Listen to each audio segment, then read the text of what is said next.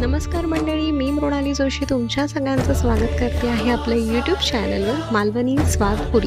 तर आजची रेसिपी आहे शेवयांची खीर। मग येता असताना येऊकच हव्या।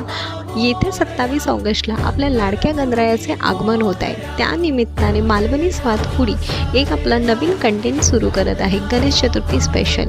आजपासून येणारे आपले प्रत्येक व्हिडिओ हे आपल्या बाप्पाला समर्पित असतील। मग तुम्ही पण तयार आहात ना?